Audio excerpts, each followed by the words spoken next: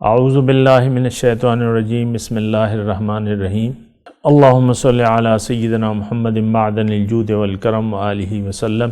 سامعین و ناظرین اکرام، السلام علیکم ورحمۃ اللہ وبرکاتہ۔ آج کا ہمارا موضوع یہ ہے کہ دوزخ کی قیمت کیا ہے۔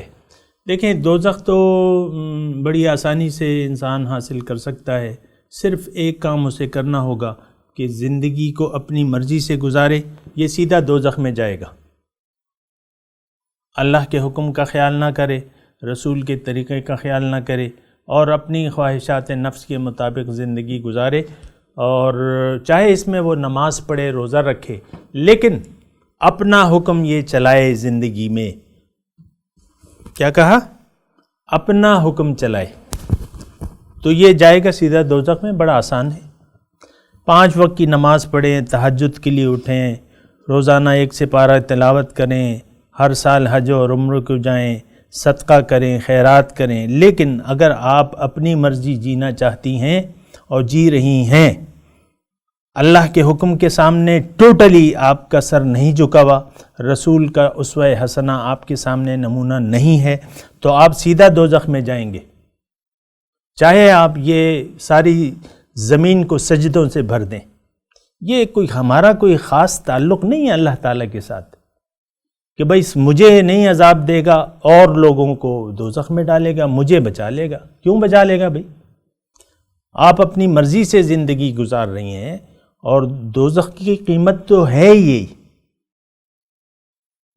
یہ آپ ذرا سمجھنے کی دوزخ کی قیمت ہی یہی ہے کہ آپ اپنی مرضی سے سارے کام کریں، اس میں نماز روزہ بھی شامل ہو جائے گا، تب بھی آپ مطلب یہ ہے کہ وہ یعنی آپ نے جو بنیادی بات ہے اس کو تو آپ نے مد نظر نہیں رکھا۔ بنیادی بات کیا ہے میں آپ کو بتاتا ہوں، قرآن سے بتاتا ہوں۔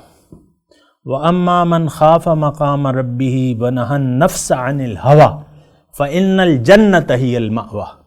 جنتیوں کا اللہ تعالیٰ بتا رہے، وَأَمَّا مَنْ خَافَ مَقَامَ رَبِّهِ، جو ڈرا اپنے رب کے سامنے کھڑے ہونے سے اور اپنے نفس کو خواہشات سے بچا لیا، تو اب جنت اس کا ٹھکانہ ہے۔ اب یہاں صرف ایک قیمت ہے، کیا؟ آپ خواہشات نفس کو چھوڑ دیں، آپ اللہ کی بندگی کو اختیار کر لیں، آپ رسول کا طریقہ اپنا لیں، جنت آپ کا ٹھکانہ ہے۔ اب یہاں دیکھیں، ایک بات اللہ تعالیٰ نے کہی، جنت میں جانے کی ایک قیمت ہے کہ نہى النفس عن الهوى، اس نے اپنے نفس کو خواہشات سے بچا لیا۔ ہوا کیا ہے؟ خواہشات۔ اور یہ خواہشات دیکھیں اس وقت پیدا ہوتی ہیں جب آپ کسی چیز کا اپنے آپ کو مالک سمجھیں،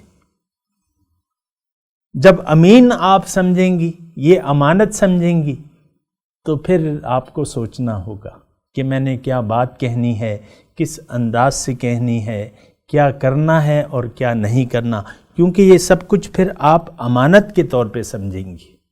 لیکن جب آپ نے مالک بن گئی، یعنی ایک سوچ آپ پیدا کر لی کہ بھئی میں تو مالک ہوں، یہ گھر میرا ہے، یہ جسم میرا ہے، یہ بچے میرے ہیں، یہ بیوی میری ہے، یہ شوہر میرا ہے، یہ جائیداد میری ہے، تو اب آپ خدا بن گئیں۔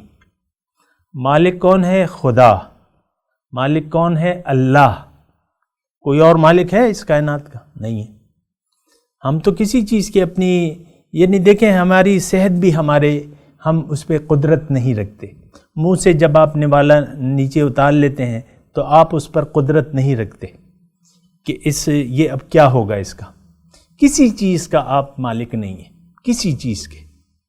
لیکن یہ جو کچھ بھی ہے یہ آزمائش ہے، اللہ تعالیٰ نے آپ کو دیکھ کے آزما رہا ہے۔ خلق الموت والحیات لیبلوکم ایکم احسن عملا۔ موت اور زندگی اللہ تعالیٰ فرما رہا ہے میں نے پیدا کی ہے کہ میں دیکھوں تم میں سے کون اچھا عمل کرتا ہے۔ وہ شخص جو اپنے آپ کو مالک سمجھتا ہے اس زندگی کا، وہ اچھا عمل نہیں کر سکتا، یہ بات نوٹ کر لیں۔ وآخر دعوانا ان الحمدللہ رب العالمین۔ مولایا صلی وسلم دائما ابدا علی حبیبک خیر الخلق کل